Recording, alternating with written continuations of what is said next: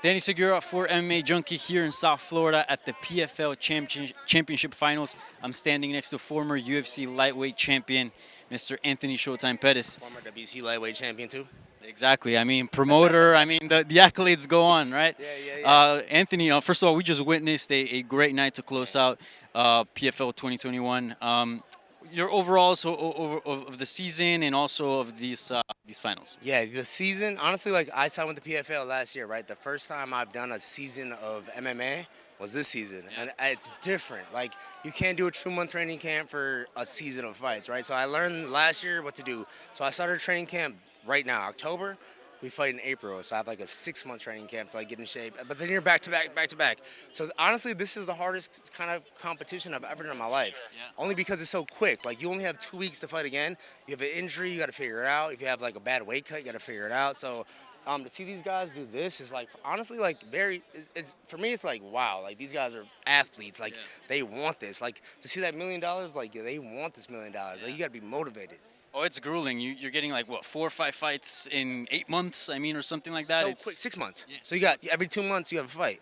So you have April, August, no April, June, August, October, and then the championship. If they do it December again, but yeah, it's crazy. So the lightweight final, we saw Raush Manfio, who was an alternate. Crazy story, comes in, upsets everyone. Yourself, Clay Collard, and wins the whole thing. Did you sort of expect that, like after fighting him, where you're like, okay, this guy's the real deal?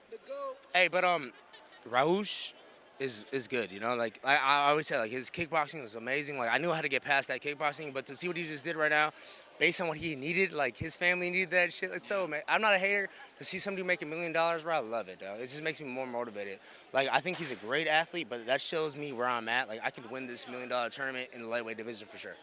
Yeah, so let's talk about that. I mean, you obviously didn't have the season that you expected. What are some of the things you said you learned a lot? What are some of the things you look to adjust now as you head into 2022? Starting training camp ASAP. There's no 2 month training camp for this kind of series. Like when you gotta fight back to back like that, you gotta start way earlier. So I learned that the first time.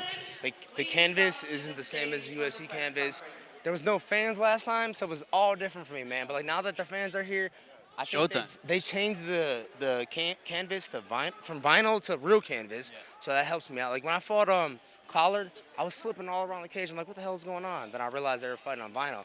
I haven't fought on vinyl since I was in like the amateur days. It's been a long time. So a lot of like changes I got to make. But man, I'm excited to be part of this organization to see what they put on. Like and the way that Raush won $1 million, fucking blessed for him, man. Good for him and his family.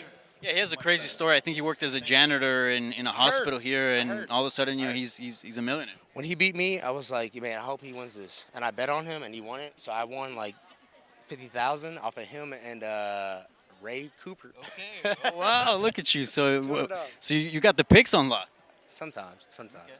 Okay, and let me ask you this. Because of the PFL format, it's not like you can be like, hey, put me up in a fight in January, or I want to come back. You sort of had to sit out, in the sidelines a little bit. What was it like, and does that bring out a fire in you? Like, man, I want to get back in there. I loved it. For the first time, I got to be a dad. Like I had a daughter in June. Oh, congrats. And I got to see everything. Like when I had my first daughter, it's 10 years ago, right? I was fighting every 2 months, training camp, but I got to see my daughter grow up, and I'm like, man, it made me appreciate my life more. Like I was just like, damn, I'm so blessed. Even coming here, I'm like, man, I'm so blessed to be here, man. Like for real, just super grateful for what I have in my life. And one final question. I don't know if you have a strong opinion on this, but Nate Diaz, it was recently revealed that he has the last fight on his contract. People are wondering if he's going to resign with the UFC or test free agency. You fought him. You're obviously a big name yourself. And you went out there and sort of did your thing and signed with the PFL. What would you advise to Nate Diaz? What would your advice be to him? I just saw Nate Diaz at the last boxing fights, right? And usually we had Yep. Usually we had beef, but I was like, we walked up, shook hands, told him congrats, Eduardo. Good to see you, man. Fucking amazing job, bro. It's so dope. Hey, you owe me a lot of money. Yo, he made it. Like, Yo, tell him. Ray Cooper. Yeah. So I paid 2,800 on you and Raush. I made like 56,000. I saw I owe you a little money. So when you're out, I need to buy you a drink. Yeah, just come out to Hawaii. Congrats, bro. And I had you on Roy McDonald too. Yeah, no, thanks, bro. No, I'm not going to 70 because of you. I'm gonna stay at 155. Come out to Hawaii. Hell yeah. But yeah, man, like to see these guys, like this guy made $1 million. How Twice cool is now. that? I know how cool is that. Like these athletes really deserve this shit, man. So like I'm so appreciative like of this organization and like everything that's going behind these guys. Like this guy can support his family and live a great life. And he's really that good. Like he's a champion, you No know. politics. You just win, and you get $1 million Shaq pay. can go home.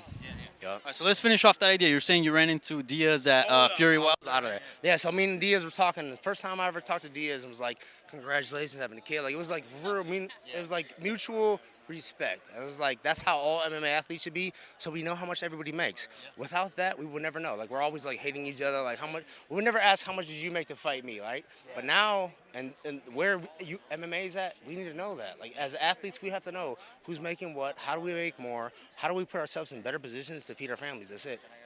Certainly. All right. Well, interesting times. We'll see what happens with Diaz. Looking forward to your 2022 run. December 10th, y'all better be at Las Vegas for my first fight show. Showtime Fighting Championship 1. Looking forward to that one. Thank you so much, Anthony.